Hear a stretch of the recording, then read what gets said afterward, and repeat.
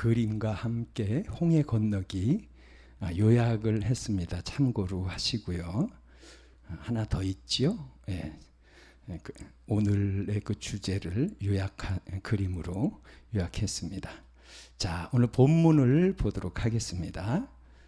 그 백성이 도망한 사실이 애굽 왕에게 알려짐에 바로와 그의 신하들이 그 백성에 대하여 마음이 변하여 우리가 어찌 이같이 하여 이스라엘을 우리를 섬김에서 놓아 보내었는가 하고 바로가 곧 그의 병거를 갖추고 그의 백성을 데리고 갈새 선발된 병거 600대와 애굽의 모든 병거를 동원하니 지간들이 다 거느렸더라. 그 군대가 그들의 뒤를 따라 바알스본 맞은편 비하 히롯 곁 해변 그들이 장막 침대에 미치니라.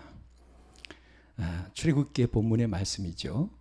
이스라엘 백성이 출애굽을 하니까 애굽의 바로는 병거 600대와 그리고 모든 애굽의 모든 병거, 애굽 사람 바로의 말들, 그리고 마병과 군대를 보내서 한마디로 전부 다지요. 맹렬히 추격해 왔습니다. 자, 따라오는 병거 600대와 군대는 무엇일까요? 애굽에서 출애굽한다라는 것은 영적인 어둠에서 이제 하나님을 믿기로 작정하고 회심하고 신앙생활을 막 시작하는 것을 의미합니다. 그런데 신앙생활을 막 시작할 때 우리를 추격해 오는 것, 그리고 우리 앞에 있는 장애물이 있다라는 거예요. 이것은 물론 이스라엘 백성이 출애굽하는 역사적인 실제적인 사건이지만 이것은 또 하나의 비유로 볼 수 있는 거지요. 신앙생활을 했습니다. 그런데 그 신앙생활을 막 시작했을 때 그때 따라오는 그런 어려움을 바로 이 말씀은 그걸 이야기해 주고 있다라는 거지요. 성경은 비유와 상징으로 정말 그렇게 너무나 많이 그렇게 쓰여 있습니다. 여러분 기억나십니까? 여러분이 처음 예수님을 믿었을 때, 저는 그게 학생 때였습니다. 수련회 가서 은혜를 받아서 이 설교를 듣던 중에 은혜를 받아서 정말 눈물이 나고 예수님이 나를 위해 돌아가셨다는 게 그게 믿어지더라고요. 그리고 또 하나 놀라운 점은 하나님이 정말 살아 계시구나라는 것도 믿어지고 또 성경 말씀도 믿어지더라고요. 학생 때니까 그 전에는 그냥 교회를 이렇게 그냥 다녔지요. 그런데 그 수련회 그때의 그 세 가지가 정말 믿어졌고 그래서 그날 밤에 정말 많은 눈물을 흘렸습니다. 그리고 내가 왜 이러지 하는 정도로 그런 생각도 들고요. 그 다음날 아침이 되었는데 정말 새로운 세상이더라고요. 여지껏은 내가 하나님을 믿지 않고 그냥 살았습니다. 그런데 이제부터는 하나님을 믿으며 사는 삶이 시작된 거예요. 그러니까 어제의 삶과 오늘의 삶이 완전히 바뀌어지더라고요. 그래서 하나님의 말씀대로 살기로 그렇게 당연히 그렇게 결심을 하고 죄를 안 지으려고 굉장히 노력했습니다. 그런데 결과는 백전 거의 백패. 계속해서 죄를 짓는 거예요.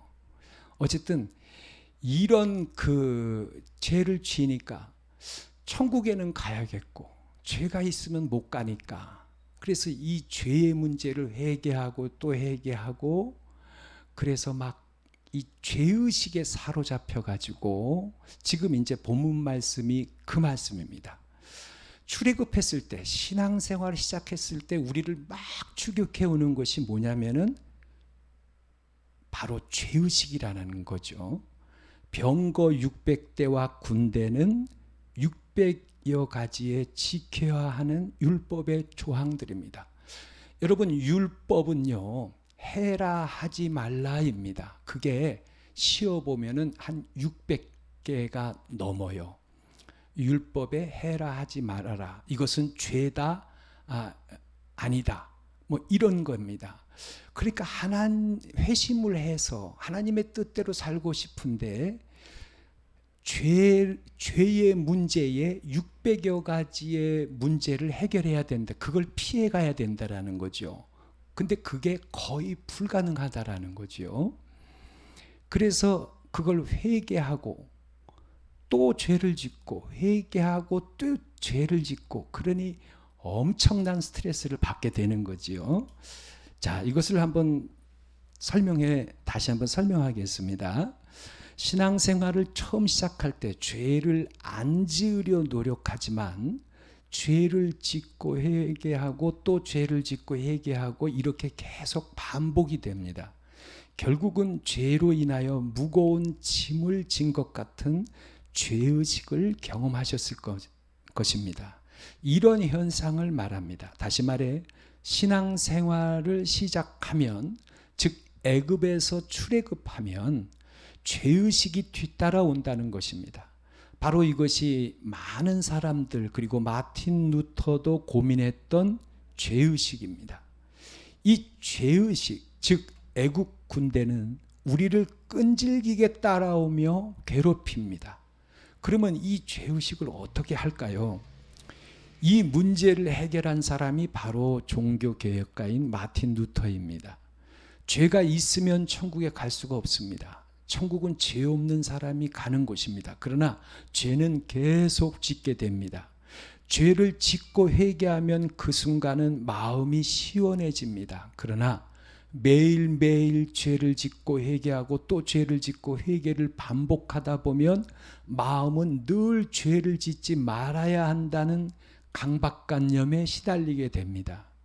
마틴 루터는 어떤 때에는 신부에게 아주 작은 마음의 죄라도 6시간에 걸쳐서 전부 고해성사를 했다고 합니다. 신부는 6시간 동안 그 이야기를 뭐 이런 생각이 들었는데 이런 것도 죄지요. 또 그런 마음이 들었습니다. 또 행동을 이렇게 했습니다. 근데 이것도 죄지요. 뭐 이렇게 해서 이런 이야기를 6시간을 듣다 보니까 너무 신부님이 힘이 들어서 큰 죄를 지면은 고해성사를 해라 라고 했다고 합니다. 어쨌든 루터는 이 문제가 해결이 되지 않은 거지요. 루터의 양심은 죄의식 때문에 늘 괴로웠습니다. 신부가 된 루터가 어느 날 로마서 설교를 준비하던 중 하나님은 그에게 놀라운 깨달음을 주셨습니다. 오직 의인은 믿음으로 말미암아 살리라. 로마서 1장 17절. 그는 이때 비로소 이 말씀을 깨달았습니다. 이 말씀이 보여졌습니다. 그렇습니다. 대부분의 사람들은 죄를 안 지으며 살 수는 없습니다. 설령 죄를 안 짓고 산다고 해도 자신도 모르는 중에 짓는 죄들이 얼마든지 있을 수 있습니다. 그렇다고 죄를 안 짓고 사는 것이 불가능하다고 생각해서도 안 되며, 또한 죄 짓는 것을 쉽게 생각해도 결코 안 됩니다. 어쨌든 천국에 가려면 죄가 없어야 하는데 하나님의 말씀대로 하나도 죄를 안 짓고 살기는 거의 불가능합니다. 그러면 어떻게 해야 하나요? 의인은 오직 믿음으로 말미암아 살리라는 말씀은, 하나님은 우리가 죄를 지어도 우리가 하나님을 믿는 믿음을 보시고 용서하신다는 것입니다. 예를 들어보면 어린아이가 놀이터에서 놀다가 옷을 더럽혀서 집에 돌아오면 부모는 아이를 씻기고 깨끗한 새 옷을 입혀줍니다. 마찬가지로 하나님은 우리가 죄를 지어도 의인이라고 하십니다. 진정으로 회개하고 하나님을 믿기로 영접할 때 하나님은 우리의 부모가 되었기 때문입니다. 우리는 천국에 갈 수 있습니다. 자식을 지옥의 불구덩이 속에 넣는 부모는 없기 때문입니다. 이걸 깨닫는 순간 마틴 루터를 여태껏 괴롭히던 죄의식, 즉 애굽 군대는 홍해 속으로 수장되어 버렸습니다. 그를 괴롭히던 죄의식이 떨어져 나갔습니다. 그는 마침내 홍해를 건넜습니다. 여기에서 믿음으로 우리가 의롭다함을 받았다고 해서 죄를 마음대로 지어서는 결코 안 됩니다. 로마서 말씀을 보면 그런즉 우리가 믿음으로 말미암아 율법을 파기하느냐, 그럴 수 없느니라.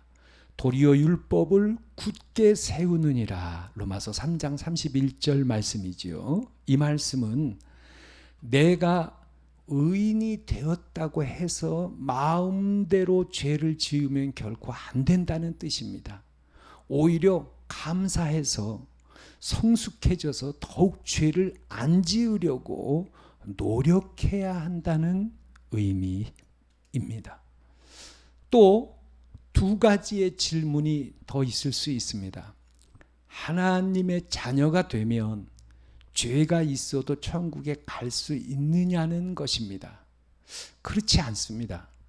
죄를 회개할 수 있는 시간과 기회를 주셔서 회개시켜서 천국에 데려가시는 것입니다. 또 하나의 질문은 한 번 자녀가 되면 반드시 천국에 갈 수 있느냐는 것입니다. 반드시 그렇지만은 않습니다. 극히 드문 예이지만 하나님은 오래 참으시며 시간을 주시며 공고하시지만 끝까지 회개하지 않으면 천국의 생명책에서 이름이 지워지게 됩니다. 하나님은 우리가 성숙하며 행복한 삶을 살기를 원하십니다. 할렐루야. 모든 영광을 하나님께. 할렐루야. 여러분 이해하셨습니까? 믿음으로, 오직 의인은 믿음으로 말미암아 살리라 라는 뜻은 우리가 하나님을 믿을 때 우리가 죄를 지어도 하나님은 어린아이가 옷이 더럽혀진 것처럼 그렇게 들어온 것처럼 새 옷을 내어 주듯이 부모가, 하나님이 우리의 부모가 되셨기 때문에 우리를 죄인이라고 안 그러시고 의인이라 하신다라는 거지요. 할렐루야. 그래서 우리가 천국에 갈 수 있는 거지요. 그렇지만 너무 커다란 어떤 죄, 꼭 어떠한 그러한 죄들은 우리가 회개하고 회개할 기회와 그런 시간을 주신다라는 거지요. 그래서 그것을 깨끗이 회개하고 천국에 우리를 데려가시는 거지요. 그렇지만 끝까지 회개하지 않고 끝까지 거부하면은 이름이 지워지게 되는 그런 거지요. 할렐루야. 여러분, 이제 여러분의 죄의식이 떨어져 나갔습니까? 아마 이미 여러분들은 거의 이런 문제들은 거의 아시고 계셨을 거예요. 다만 이것을 말씀으로 이것을 다시 한번 우리가 확인하는 그런 시간인 것 같습니다. 우리 다음 시간에는 홍해도 이렇게 말씀으로 건넙니다. 그래서 요단강도 그러면 말씀으로 건널 수 있지 않나 하는 생각이 듭니다. 사실 그렇습니다. 요단을 건널 때 제사장들이 언약궤를 메고 발을 디디니까 물이 갈라졌습니다. 이걸 가만히 보면 언약궤를 이해한다면 우리가 요단을 건널 수 있다라는 거지요. 출애굽했을 때 홍해를 건너는 것이, 광야 생활을 하는 것이 하나님의 목적이 아닙니다. 출애굽했을 때 가나안으로 가는 것이, 들어가는 것이, 요단을 건너는 것이 하나님의 분명한 목적이십니다. 그러면은 반드시 요단도 반드시 건너가야 된다라는 거지요. 근데 요단을 건너는 방법은 언약궤 안에 만나, 또 모세의 쌍난 지팡이, 그리고 십계명 돌판, 이 세 가지가 있습니다.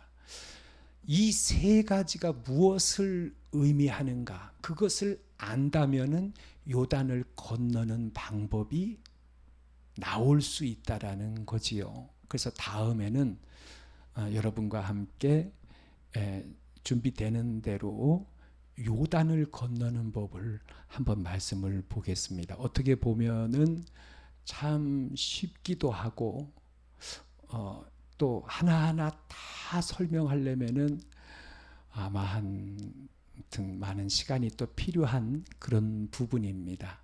어쨌든 준비가 되는 대로 다음 시간에는 요단강을 같이 건너보도록 하겠습니다. 오늘 자리 같이 해주셔서 감사합니다. 질병들 주의하시고 늘 건강하시고 승리하시기 바랍니다. 감사합니다.